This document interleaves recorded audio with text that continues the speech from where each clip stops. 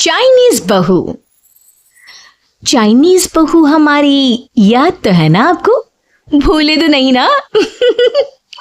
हाँ भाई, थोड़ी देर में ही सही, लेकिन चाइनीज बहू की कहानी आ ही गई। क्या हो रहा है ये देश में? चाइना ने तो आतंकी मचा रखा है। अरे क्या हो गया? क्यों चाइना को कोसता रहता है? भूल मत, तेरी ससुराल चाइना की ही है। हाँ माँ, पर ये देखना, लड़ाई झगड़े, ये बीमारी, ऊपर से ये देश कितना चालाक है, अंदर न जाने क्या क्या करता रहता है। तभी अंदर से बहू की चिल्लाने की आवाज आती है। अरे क्या हो गया बहू, क्यों चिल्ला रही है? माँ जी, ये देखिए, ये रूस ने यूक्रेन की हालत क्या कर दी है। ऊपर से चाइना में दोबारा लॉकडाउन लग गया है। माँ जी, अब क्या किया जाए? अरे तो तुम लोगों को क्या परेशानी हो रही है, मैं तो यही नहीं समझ पा रही हूँ। वो क्या है ना माँ, हम लोग चाइना जाने की सोच रहे थे, सांगसू के भाई की शादी है। तो क्या? अरे कौन सा उन लोगों के यहाँ भाई घोड़ी चढ़ता है जो बहन काजल लगाकर नेक लगी? माँ जी, उसकी आंखें बहुत छोटी छोटी है, उसमें या तो पुतली रह सकती है या काजल। साले की पुतली निकाल कर काजल लगा दो, अंधा कहीं का। क्या बोल मेरे भाई के बारे में? अरे नहीं नहीं बहू, वो तो बोल रहा था कि तुझे नेक मिल जाएगा। है, बहन है ना तू उसकी। नहीं नहीं माँ जी, मैं सब समझती, ये मेरे भाई का मजाक बनाते रहते। कितना शीरा है मेरा भाई, बहुत छिपकली जैसा। नहीं नहीं बहू, सीधा गाय जैसा होता है। सही पकड़े हैं माँ जी। हाँ, तो मेरे भाई की शादी है, मैं चाइना जरूर जाऊंगी। तभी एक पड़ोसन आ जाती है। अरे नहीं नहीं बहू, तू कहीं ना जा, हम लोगों का मन कैसे लगेगा तेरे बिना। ले बहू, तेरे भाई के लिए ये शॉल रख ले, हमारी तरफ से गिफ्ट कर देना। अरे सब कितने अच्छे हैं, मेरी चाइनीज बहू को कितने प्यार से तुम लोगों ने एक्सेप्ट कर लिया। सच में बड़ी भाग्यशाली हूं मैं। कैसी बात कर रही है? ये तो हम लोगों के देश की खूबसूरती है कि हर किसी को दिल से अपना लेते हैं, बस वो भी दिल से हमें अपना समझे। कैसी बात कर रही है आंटी जी? मेरे लिए आप सब सासू माँ जैसी ही हैं। मुझे भारत बहुत अच्छा लगता है, ये सबसे अच्छा देश है, मेरा भारत महान। वैसे भी लड़के की शादी जहाँ होती है वो तो वहीं की हो जाती है ना। जीती रहे बहू, सही बोल रही है। औरत तो होती ही पानी की तरह है, जो जहाँ जैसे रखे वैसे ही शेप ले लेती है। आंटी जी, ये थोड़ा सा ज्यादा हो गया, समझ नहीं आया। नो प्रॉब्लम, मैं चाय बना कर लाती हूँ। फिर क्या, वो दिन भी आ जाता है जब बेटे बहू को चाइना जाना पड़ता है। वहां जाकर बहू का भाई कहता है, हाँ, मेरे दाम आ गए, मेरे दाम आ गए। मैंने सबको बोला कि सब हिंदी में बात करेंगे, नहीं तो बहन नाराज हो जाएगी। थैंक्स बॉय, हिंदी मेरी भाषा है। अब मुझे उसमें बात करना अच्छा लगता है। आपने जीजा जी से मिलो। ओ बहन, तुम अंदर चलो। सभी बहू को अंदर लेकर चले जाते हैं, लेकिन सांगसू का पति, वो तो बेचारा चाइना के ससुराल के आंगन में अकेला खड़ा रहता है। काफी देर तक जब कोई उसे नहीं पूछता तो वो माँ को घर पर फोन करता है। हाँ बेटा, पहुंच गए ना कुशल मंगल? हाँ माँ, लेकिन सांगसू पता नहीं कहाँ है, वो तो अंदर गई है तब से बाहर आई ही नहीं। अरे कैसे बात कर रहा है? तू अंदर चला जा, तू बाहर क्यों है? अरे दामाद है तू वहां का, उन लोगों ने तुझे बिठाया, चाय पानी कुछ नहीं पूछा? नहीं ना माँ। तभी सामने से सांगसू आती है।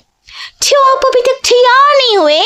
और ये बैग लेकर क्यों कमरे से बाहर आए? इसे वहीं रख देते। कमरा? कौन सा कमरा? अरे कैसी बात कर रही हो? जब से तुम अंदर गई हो मैं बाहर ही तो खड़ा हूँ। बहू को बहुत हैरानी होती है और गुस्सा भी आता है। तभी उसका भाई और माँ आ जाते हैं। और सांगसू, अंदर खाना लग गया है। पहले ये बताओ कि मेरे पति को किसी ने खाना या पानी क्यों नहीं पूछा? वो भारत से ससुराल पहली बार आया है, वो भी मेरे कहने पर। उनकी इज्जत क्यों नहीं की? देख बेटी, तूने जबरदस्ती जिद में शादी की थी तो हम लोगों ने कर दी, लेकिन अब तुम ये सोचो, पूरी चाइना में मैं इस इंडियन को अपना दामाद बताऊं? So sorry. हाँ संगसू, और तुम भी चुप रहना, नहीं तो वो लोग मेरी शादी तोड़ देंगे। ओह, ऐसी बात है। कोई बात नहीं, मैं बाहर होटल में रह लेता हूँ, तुम वही करो जो ये लोग चाहते हैं। कैसी बात कर रहे हो? शादी के बाद पति जैसा भी हो, जो भी हो, पति होता है। वैसे भी तुम्हारे पूरे परिवार ने, सबने बिना सोचे मेरा साथ दिया, मुझे एक्सेप्ट किया, प्यार किया। मैं अपने देश में आपको अकेला कैसे छोड़ सकती हूँ? ये हिंदी फिल्म का ड्रामा बंद करो, मैं अब ये बर्दाश्त नहीं करूंगी। चुपचाप अंदर चलो, नहीं तो ये शादी वादी यहीं खत्म करके इसे अकेले ही इंडिया जाना पड़ेगा।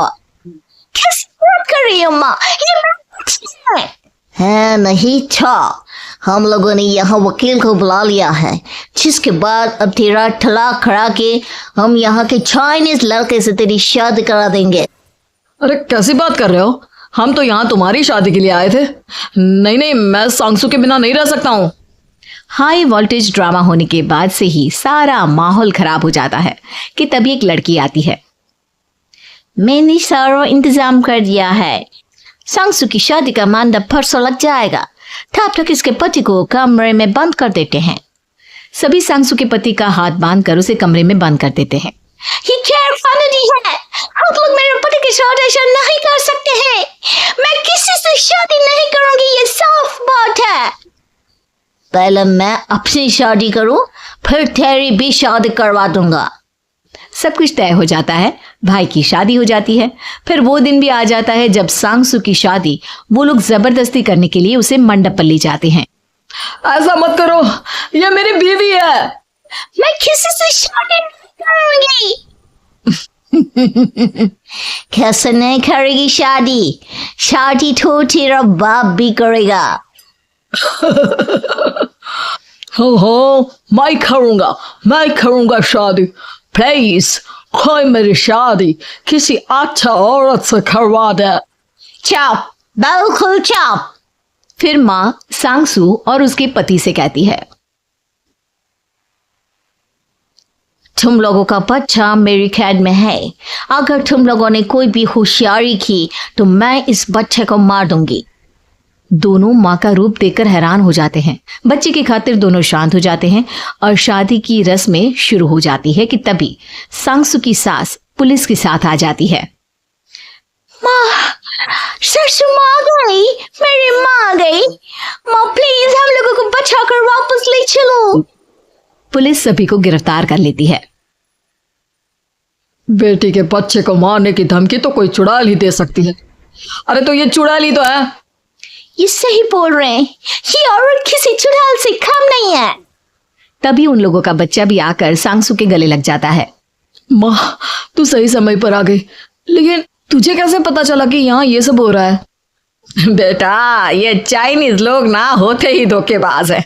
इन लोगों पर मुझे भरोसा नहीं था, इसलिए मैंने तेरे फोन को हमेशा के लिए मेरे फोन से अटैच कर दिया था, जिससे तेरे आसपास होने वाली सारी बात मैं सुनती रहूं। उस दिन भी मेरी तेरी बात हो रही थी तो तेरा फोन ऑन था, मैं सब समझ गई थी।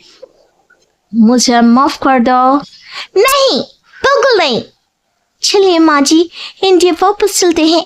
आज के बाद मैं यहाँ कभी नहीं आऊंगी।